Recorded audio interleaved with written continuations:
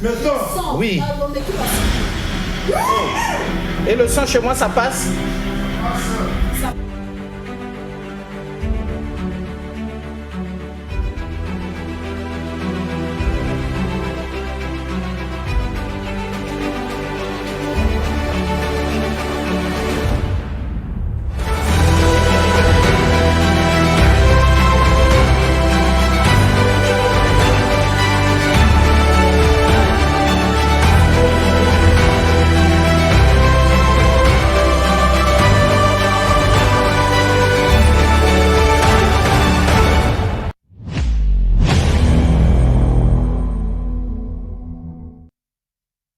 Et bien voilà, mesdames et messieurs, ravi de vous retrouver une fois de plus dans Kairos, le temps de Dieu. Kairos, on ne le dira jamais assez, pardon, c'est différent du temps chronos. Kairos, le temps de Dieu, parce que justement dans le temps chronos, le temps des hommes, nous pouvons errer, nous pouvons chercher des solutions, nous ne trouvons pas. Nous pouvons nous poser 1001 questions sur notre vie, sur notre destin. Pourquoi ça ne réussit pas? Mon mariage, pourquoi mes enfants? Pourquoi mon mari? Pourquoi ma femme? Pourquoi mon travail? Pourquoi mes affaires? Tout ça parce que nous cherchons des solutions par nous-mêmes ou bien nous mettons notre confiance sur autrui. Or, la Bible est claire là-dessus. Maudit soit celui qui se confie en l'homme. Donc, Kairos, c'est le temps où Dieu lui-même nous tend la main pour que nous puissions nous sortir de là où nous étions, dans les ténèbres de l'ignorance, là où nous sommes peut-être bien au moment où nous parlons, pour que nous puissions entrer dans la plénitude de la vérité. Et là, le Seigneur avait dit, vous connaîtrez la vérité et la vérité vous affranchira. Je ne suis pas seul sur ce plateau, en tout cas, j'ai une sœur de la cité du roi des rois avec moi, mandatée par l'évêque des nations. Ma sœur, bonjour. Bonjour, monsieur Alexis. Comment on t'appelle déjà? Je suis la sœur Messeline Teko, de la cité du roi des rois. Plus précisément, je sers dans le département de la jeunesse. Ah, département de la jeunesse. Ça fait du bien, surtout que nous sommes dans l'année de la jeunesse. Donc, l'évêque des nations a mis un accent particulier. Elle a bien voulu que vous soyez désormais avec nous sur le plateau de Kairos. Quel sentiment ça vous fait? Bon, je ne vous le cacherai pas, monsieur le journaliste. C'est un sentiment de joie. De joie, oui.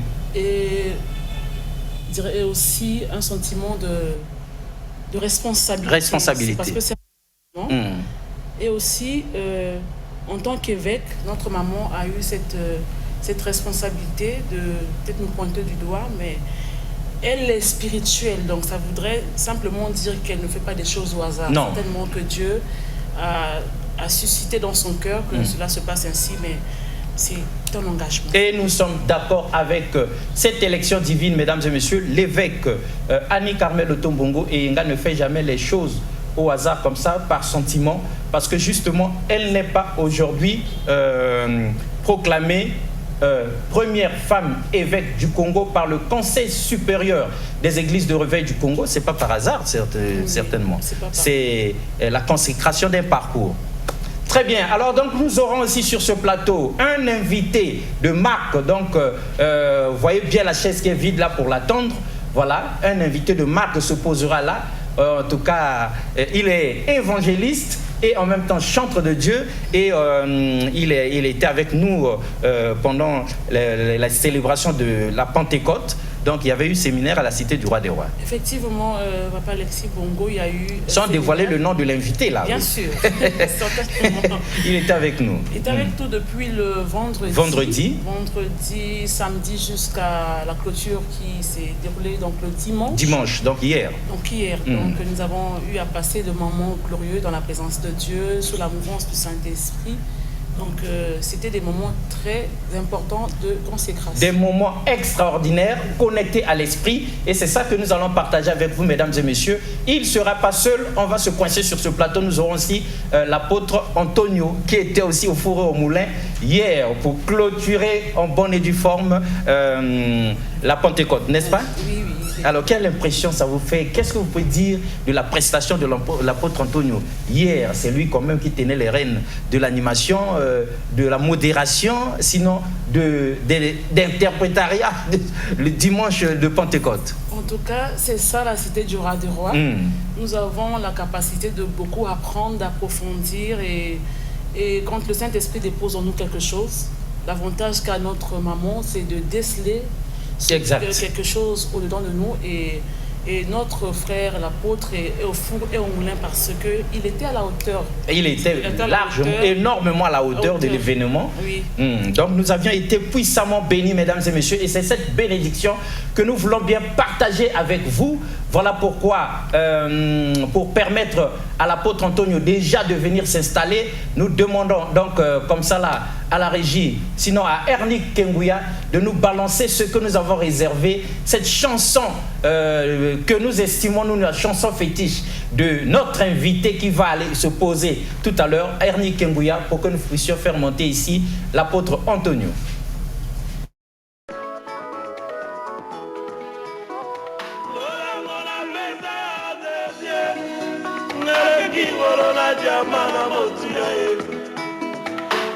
Basangisi mabanga tala Congo ekoko kalatela bolingo la pesa yo yango na bengaka yo serie simbanga iloba koto kendo mboka yo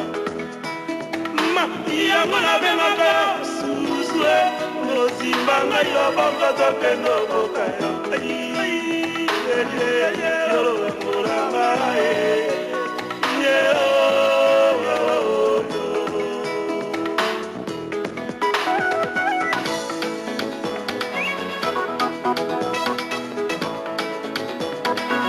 Jésus motema nangayo melika ya la vie nangayo nalona yo na motema ikonti ya la vie nangayo yo nebeso ya motema nalinga koleka ya ngai hey Jésus bolingo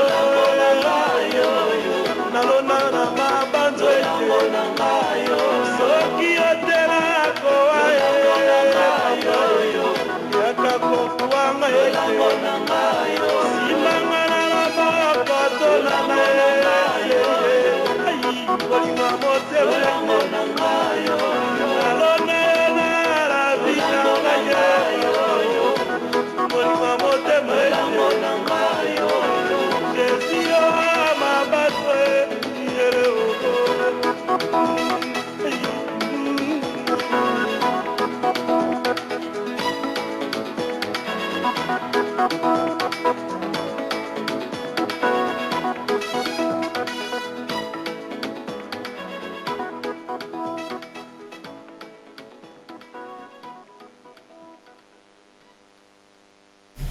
Voilà, ça mérite un peu des acclamations pour accueillir donc l'homme de Dieu qui est notre invité de marque aujourd'hui à Kairos, le temps de Dieu. Nous avions dit le temps où ce n'est plus l'homme qui contrôle la situation, mais c'est Dieu lui-même qui tend la main et qui veut nous sortir de la situation dans laquelle nous nous trouvons. Apôtre Antonio, puisque c'est vous qui étiez hier au four et au moulin, alors maintenant nous avons le très grand évangéliste Thomas Lokofé devant nous, en chair et en os. Alors, quel sentiment ça vous fait déjà aujourd'hui sur le plateau de Kairos d'avoir cet invité de marque? Merci, monsieur Alexis. J'estime que Dieu nous a choisis parce que ces choses ne sont pas données à tout le monde.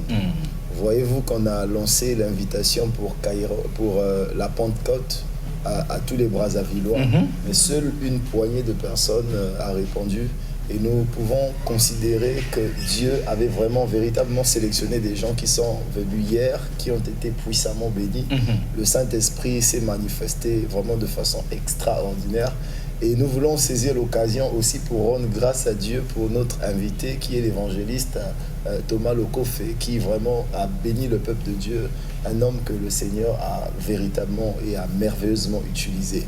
Donc nous voulons aussi dire à nos téléspectateurs que cet homme est encore là avec nous. Venez aussi vous connecter à la grâce pour être béni comme les autres. Très bien, c'est dit avec le mot qu'il faut. En tout cas, mesdames et messieurs, lui-même ne le sait peut-être pas, mais il nous avait puissamment bouleversés, fascinés. Depuis qu'on l'avait découvert, un jour on se dit, mais comment on le verra? Quand est-ce qu'on le verra de nos propres yeux? Quand est-ce qu'on le touchera? C'est pas pour rien qu'on a balancer cette chanson-là comme pour dire que l'homme, il nous avait profondément marqué.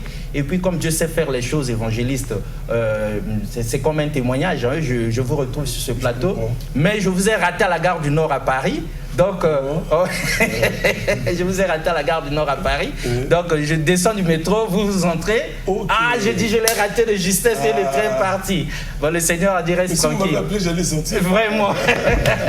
Le métro, ça vient je vous dis. Donc, le Seigneur a dit, reste tranquille. Même 5 ou 10 ans plus tard, vous allez voir. Mais je crois que 5 ans plus tard, certainement non, 6 ans, sinon 7 ans, on s'est vu, donc nous sommes ravis. Alors, papa, si vous étiez donné dans un premier temps de dire aux téléspectateurs par vous-même qui vous êtes exactement, que diriez-vous?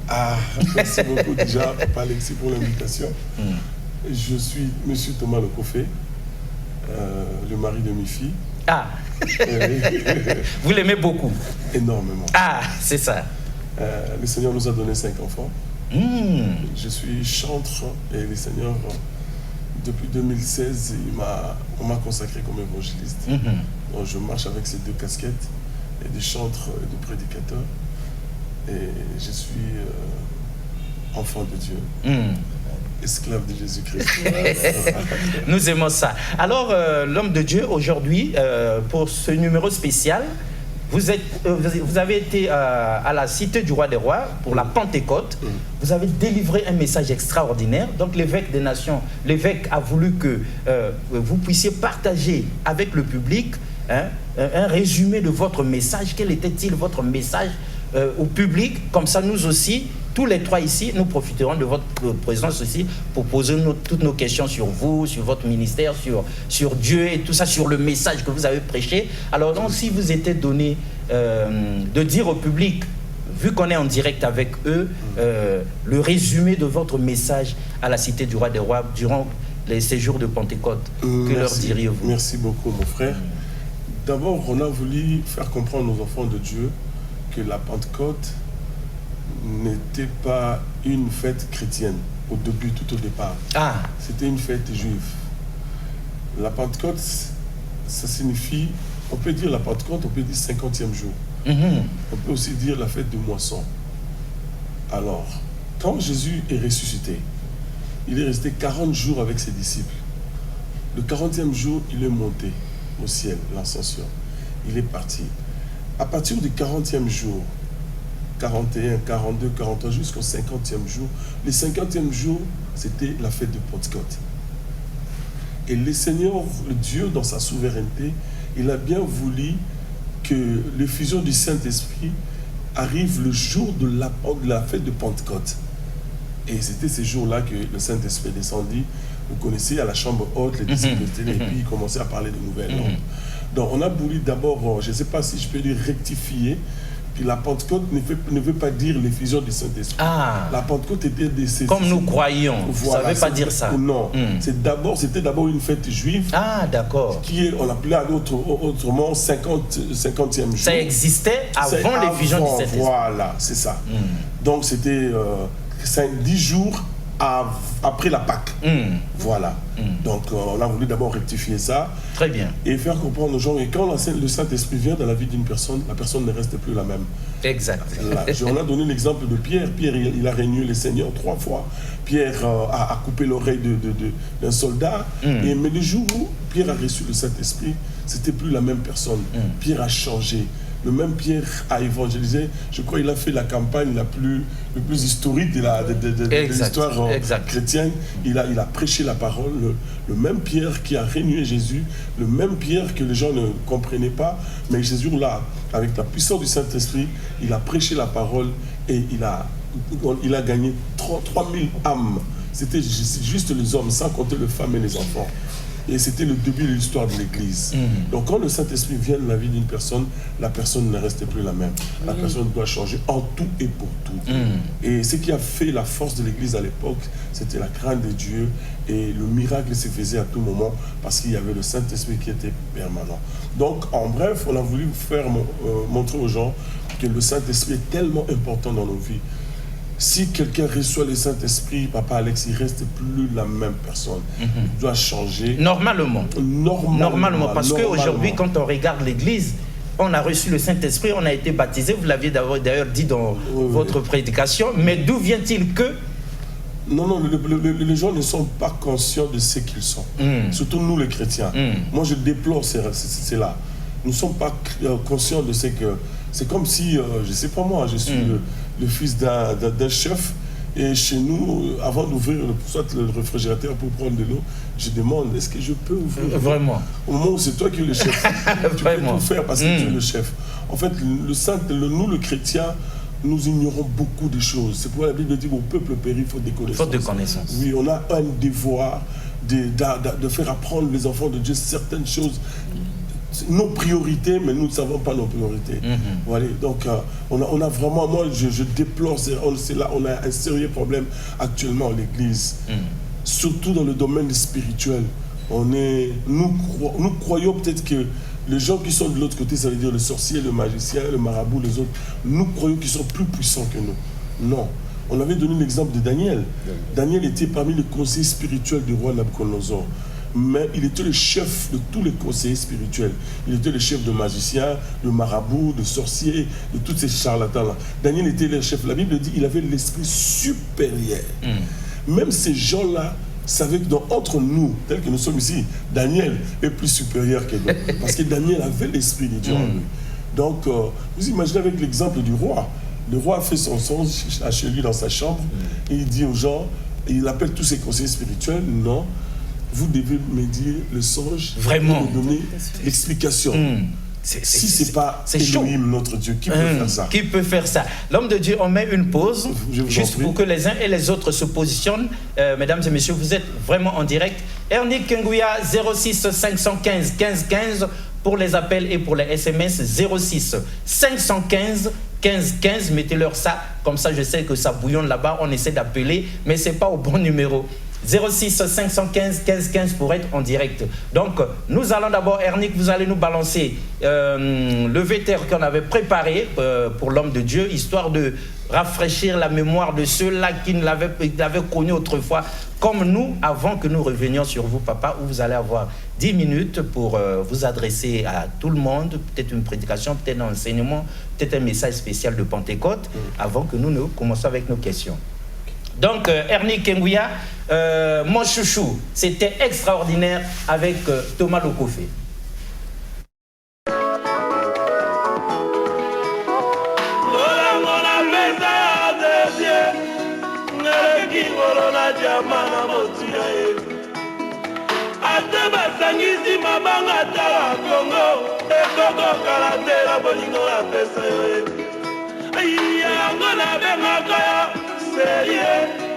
Simbanga ila bakato kendo bokaya ma yango na benga ka susue no simbanga ila bakato kendo bokaya yoro muranga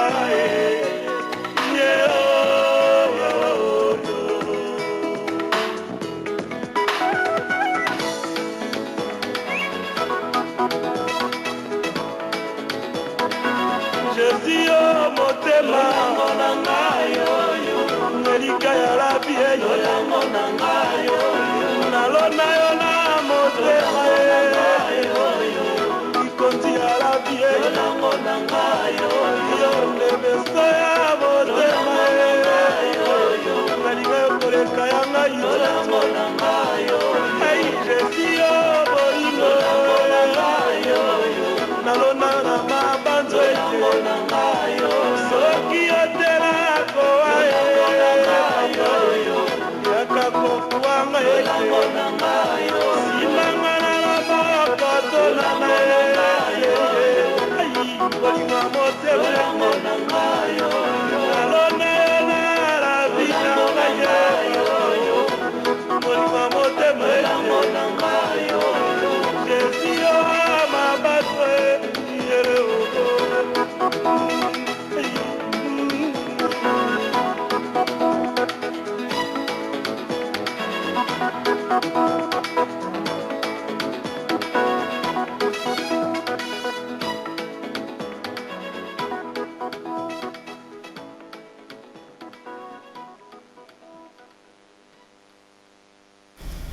Voilà, retour sur ce plateau. On s'est replongé donc à l'époque. Alors papa, quand vous vous regardez encore comme ça, quand nous remettons ça, mon chouchou, comme ça, le clip est devant vous, quelle impression ça vous fait? En fait, je me dis aujourd'hui, en fait, je vois la personne qui est à la télé comme une autre personne, en fait. Je dis, si il faut refaire le clip aujourd'hui, ce serait autrement. Il y a certaines choses que je ne peux plus faire. Depuis que vous êtes devenu évangéliste, là. Non, mais c'est l'âge aussi. Ah, à oui. l'époque, j'avais quoi, 30 ou 31 ans. Ah oui. Aujourd'hui, j'ai pris un peu l'âge, j'ai pris le poids aussi. Très bien. Mais donc, en spiritualité, dans notre parcours avec Dieu, plus l'âge avance, plus nous devons avoir quand même une certaine attitude. Maturité, il y a des choses comme la maturité, maturité, des choses qu'on ne devrait plus faire. Voilà. Très bien, papa. Si vous étiez accordé 10 minutes, en tout cas le peuple de Dieu a soif de vous entendre, 10-15 minutes, un message spécial de Pentecôte, et avant que nous ne vous laissions à l'apôtre Antonio et sœur Meseline, que diriez-vous au peuple de Dieu aujourd'hui? Avant de lire la parole de Dieu, je dirais aux enfants de Dieu une chose. Je constatais, je fais souvent des constats quand je lis la Bible, j'ai beaucoup de questions. Quand un sorcier, on lui donne la sorcellerie aujourd'hui, le soir, on vient le prendre pour aller faire leurs histoires. Le matin, quand il rentre, il se rend compte qu'il devient mystique. Mais un enfant de Dieu, baptisé au nom du Seigneur Jésus-Christ, il a reçu le don du Saint-Esprit, il ne sait pas toujours qui il est. Ah, non, pour lui, c'est comme si rien ne s'est passé de spécial. Voilà, c'est ça le problème maintenant. C'est ça le problème. La Bible dit, si je vis, ce n'est plus moi qui vis, mais ce Christ. Déjà, au moment où tu as reçu le Saint-Esprit, tu n'es plus seul. Avant, tu étais seul. Mais maintenant, tu portes Christ en toi. Yes. Je donne souvent cet exemple. La Bible dit que le ciel et la terre ne peuvent contenir Dieu. On prend le ciel, on prend la terre, on le met ensemble. On prend Dieu, on l'introduit à l'intérieur. Dieu ne peut pas entrer. Impossible que Dieu entre Il est tellement grand. Mais vous imaginez, Dieu peut entrer en toi et moi. En l'homme. C'est bizarre. Déjà, la terre est plus grande. Regarde les 5 continents que nous avons. Et sans compter toutes les planètes que nous connaissons. Mais on met Dieu, Dieu n'arrive pas à entrer. Mais Dieu entre en toi. En homme. La Bible dit, ne savez-vous pas que votre corps est le temple du Saint-Esprit? Donc quand on prend le baptême, on reçoit le Saint-Esprit, on devient mystique. Plus mystique que le mystique elle-même. Tu sais que le chrétien ne comprend pas. Ma soeur va nous lire Psaume 68, verset 29. Psaume 68, verset 29. Je lis au nom de Jésus-Christ des Écritures dans le livre de Psaume 68, verset 29. C'est la version Louis Sédan. Et la Bible dit, ton Dieu ordonne que tu sois puissant. Parole du Seigneur. Nous rendons grâce à Dieu. Ton Dieu ordonne que tu sois puissant. Donc quelqu'un qui a reçu le Saint-Esprit, il a reçu le Seigneur en lui. Ce n'est plus une personne faible. Il devient une personne puissante. Quand tu es puissant, c'est comme si aujourd'hui peut-être je suis nommé, je ne sais pas moi, ministre de la Défense. Directement chez moi, les données changent. Non, mais ça change. Il y a des complètement. qui viennent. Le cortège devient compliqué. Vous voyez. Et la Bible dit, ton Dieu ordonne que tu sois puissant. Donc du coup, le jour où je prends le baptême, je reçois le Saint-Esprit, je deviens une autre personne. Mais le problème, c'est quoi avec nous les chrétiens? Si tu n'es pas... Notre grande erreur dans la vie, c'est ne pas savoir ce qu'on devient après le Saint-Esprit. Ne pas savoir ce que tu es, c'est un grand défaut, c'est un grand péché. Vous voyez?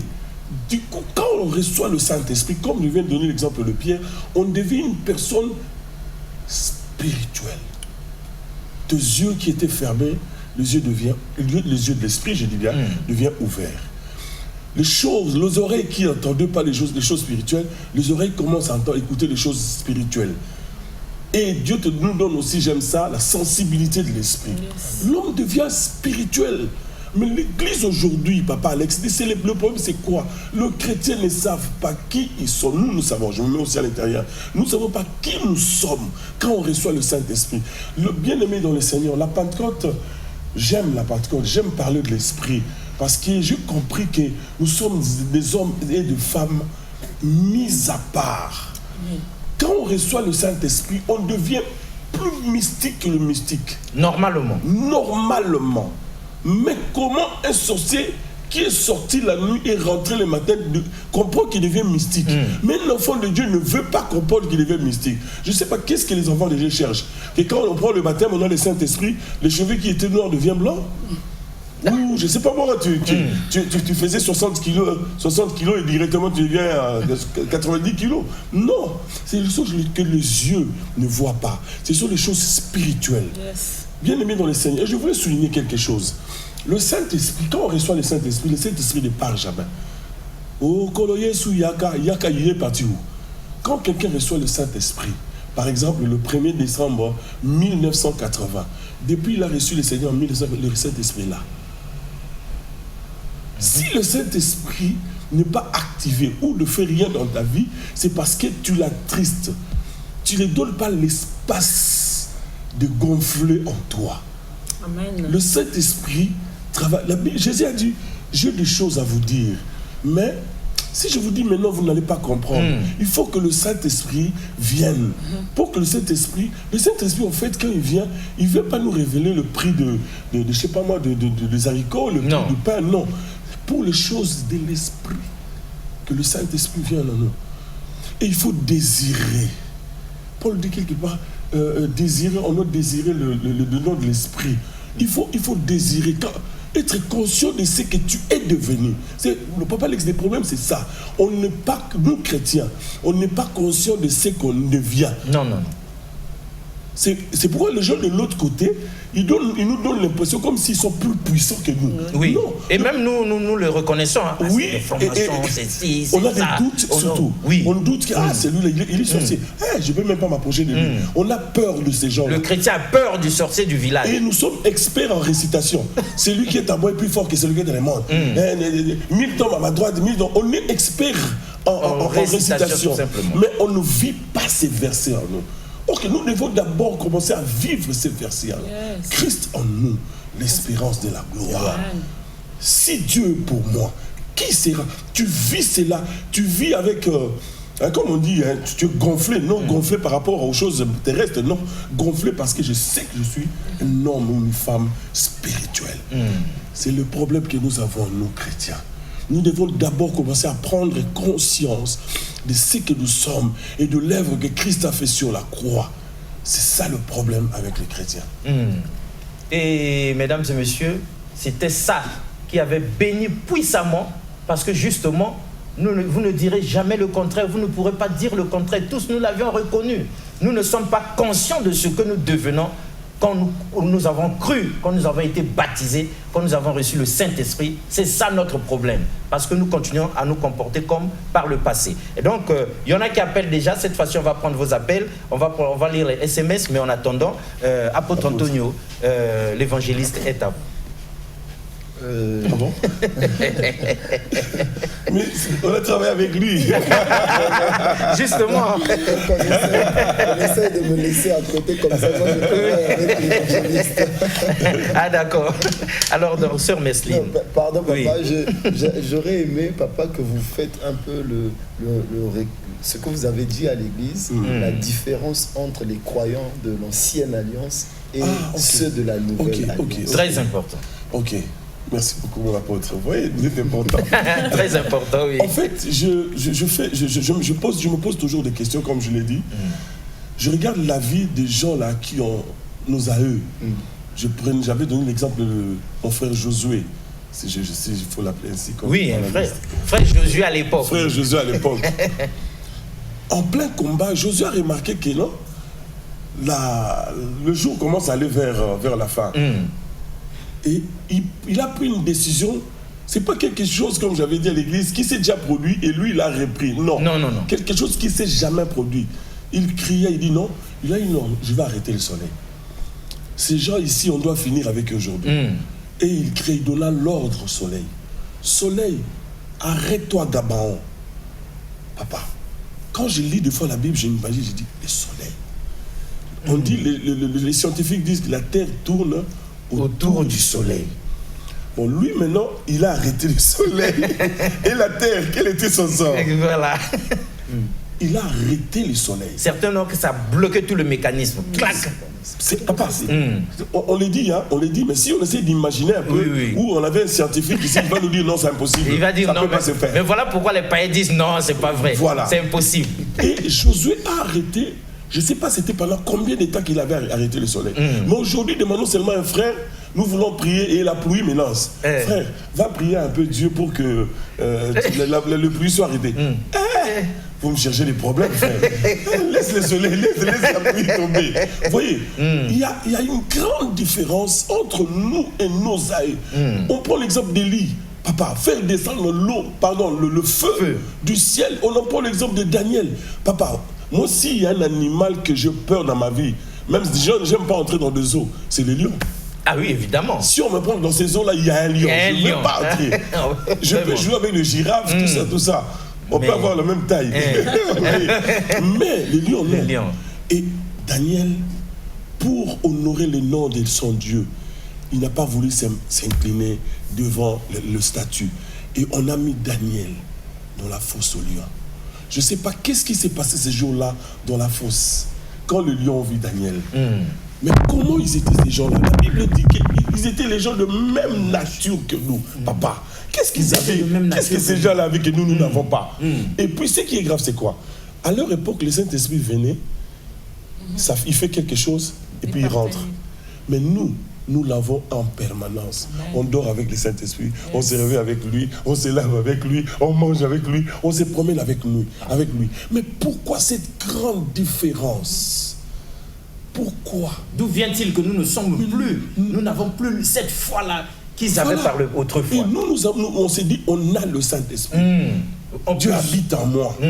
Et on est arrogant. Hein. Si je vis, ce n'est plus moi qui vis, c'est Christ qui vit en moi. Ils te feront la guerre, ils ne te vaincront pas.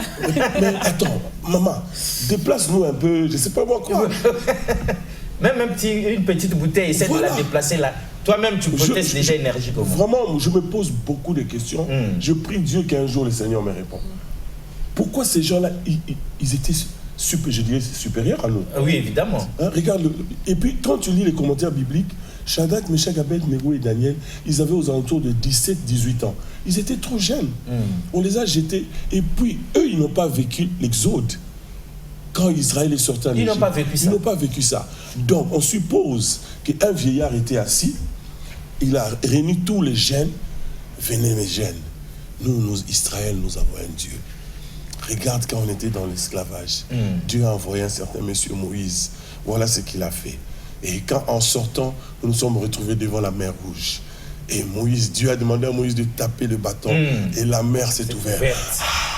J'imagine les enfants entre 7 et 8 ans. On a traversé à sec. Arrivé dans le désert, quand on avait faim, on avait mangé le pain venant du ciel. Ça tombait du ciel. Préparé par le boulanger du ciel. Et quand on avait soif, dans le désert, le Seigneur ouvrait même la terre pour que l'eau sorte. Ces enfants-là, ils ont appris Dieu comme histoire. Exact. Ils n'ont pas vécu Dieu, mais ils ont eu foi en Dieu. Arrivés dans un pays étranger, ils disent non.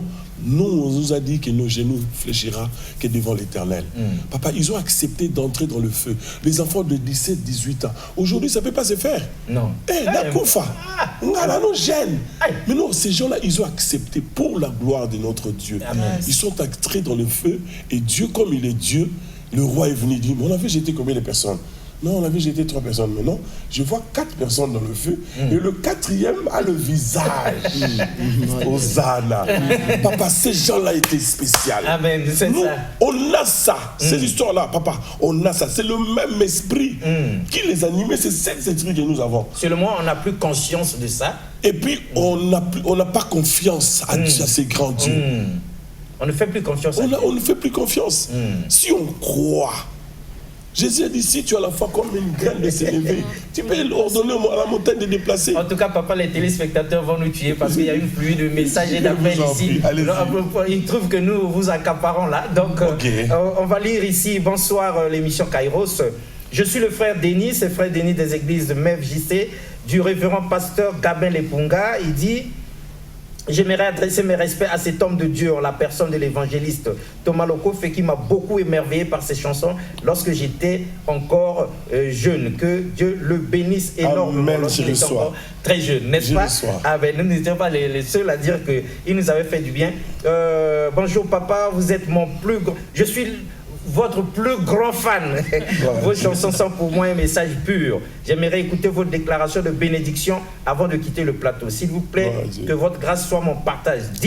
Dites un mot, papa, dans ma vie. C'est la sœur Péniel. Elle est en direct. Elle voudrait que vous disiez quelque chose, qu'elle entende vos bénédictions avant que l'émission se termine. Avant que l'émission se termine.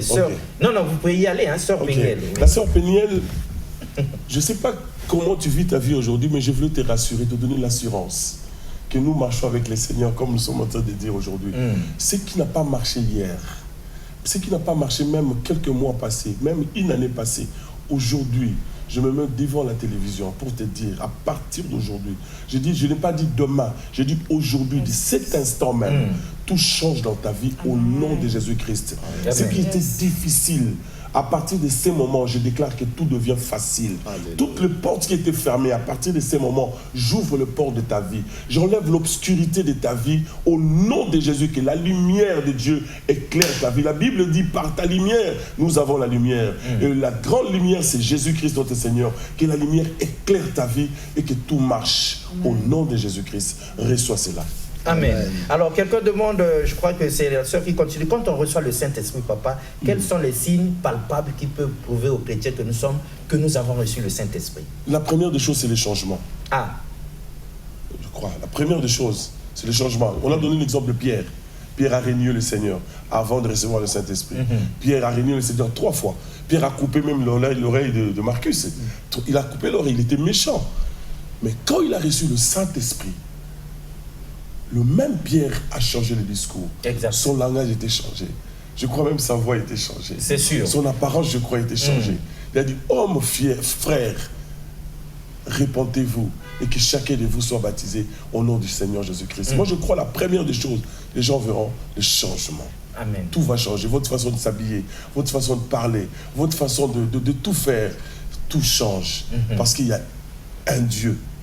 En fait, le Saint-Esprit, ce n'est pas un pigeon, ce n'est pas une colombe. Le Saint-Esprit est une personne. Et cette personne, c'est Dieu. Et quand il rentre dans ta vie, il change tous les données. Voilà. Quand il rentre, il change tous les données. Vraiment, nous allons petit à petit vers la fin. Le temps est trop contre nous. Déjà. Mais vraiment, c'est grave. Rappelez là, nous étions sur le plan de prendre un appel qui est parti. Sœur Messeline, une question à l'évangéliste, un commentaire rapidement, parce que là, on a moins de 5 minutes qui nous restent là. Rapidement, papa, moi, certainement, je bénis seulement Dieu de passer dans le même plateau que l'évangéliste. C'est un honneur pour moi, parce que nous étions tellement des enfants quand on a entendu parler de sa voix, en train de louer et glorifier le Seigneur. Je n'osais même pas voir l'état que je suis si j'allais connaître Dieu. J'étais enfant, je ne comprenais pas. Mais aujourd'hui, c'est une fierté, c'est un honneur et je suis glorifiée de bénéficier de cette grâce. Très bien. On prend quelqu'un, sinon on va nous tuer. Allô? Allô? Oui, allô? Oui, vous êtes en direct, on vous écoute. Je suis en train de vous suivre en direct là. J'avais une petite question de curiosité à poser à l'homme de Dieu là. Très bien. On vous écoute. Votre question, s'il vous plaît. Oui, vraiment, j'avais une petite question. Je voulais parler seulement de la Pentecôte. Parce que la Pentecôte étant une fête chrétienne, célébrer le 7e dimanche après Pâques, pour commémorer la descente du Saint-Esprit sur les apôtres. Je dis bien sûr les apôtres. Est-ce que les chrétiens d'aujourd'hui commémorent ou ils sont aussi bénéficiaires du dit Saint-Esprit? Est-ce que il dit que la Pentecôte, cette effusion du Saint-Esprit était descendue sur les apôtres à cette époque-là. Mais est-ce qu'aujourd'hui, en commémorant la Pentecôte, on bénéficie aussi de cette même effusion du Saint-Esprit, les chrétiens d'aujourd'hui? Merci beaucoup mon frère. Moi je pense que le Saint-Esprit, depuis qu'il est descendu, il est ici avec nous. Nous allons rentrer avec lui le jour de l'enlèvement. Donc il est ici avec nous. C'est ce que je disais, quand on reçoit le baptême, on nous impose de main pour avoir le don du Saint-Esprit. le Saint-Esprit est avec nous.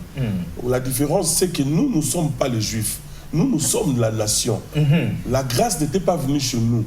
On l'a bénéficié par la grâce. Par la grâce, Bible dit qu'il est venu chez le sien et le sien ne l'ont pas reçu. Il est tourné le regard vers nous. À tous ceux qui l'ont reçu, il les a donné le pouvoir de devenir enfants de Dieu.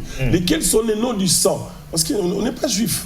On n'est pas ni de la volonté d'une personne, mais de la volonté de Dieu. C'est Dieu lui-même qui a décidé de tourner vers nous, la nation, pour nous sauver.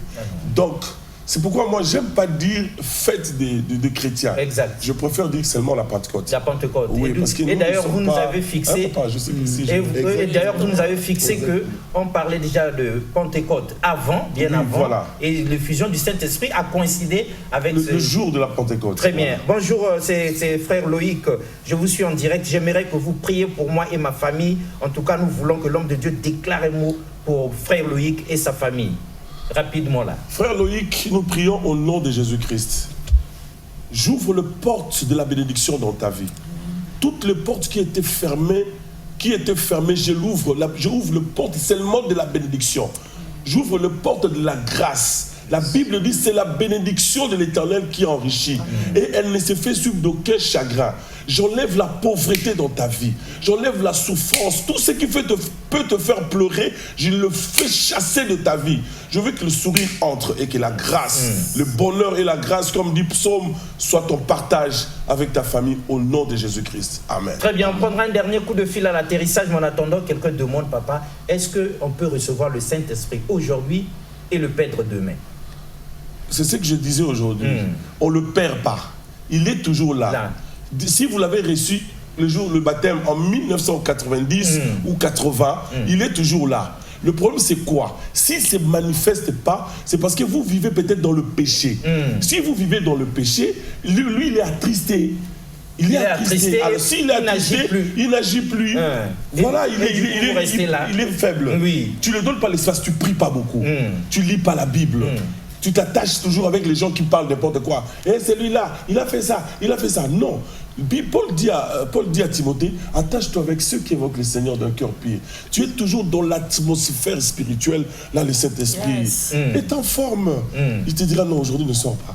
Non, aujourd'hui, non, ne pars pas à gauche, pars à droite. Exact. Ne fais pas. Voilà, il est actif. Très bien. On est à l'atterrissage, mesdames et messieurs. 06 956. Allô, 30 secondes seulement pour vous. Bonjour. Bonjour, vous êtes en direct. Je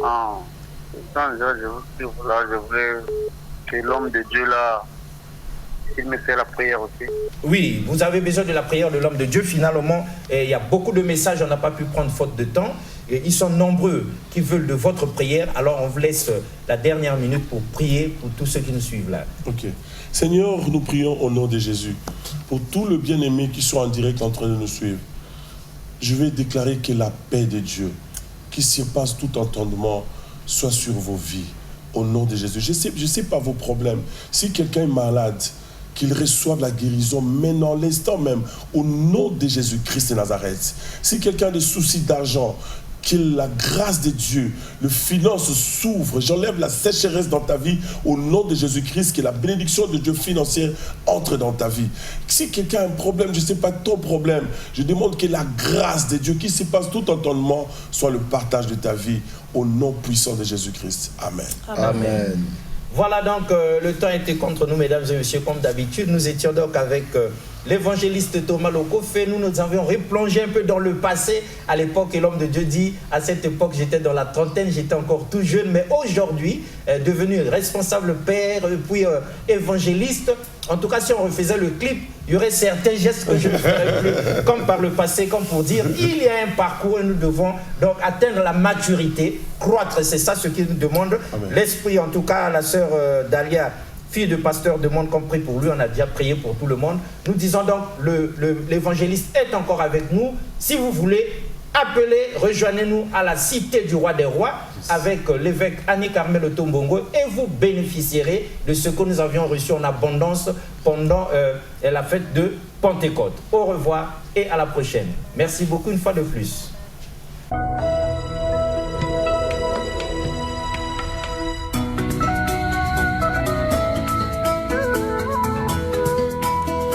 Kolingana linga ya zezie ekati misuni ekiti na mikue lolango na pesa ya baba ngeleki misisa makila mpe mayo izezi na bengaka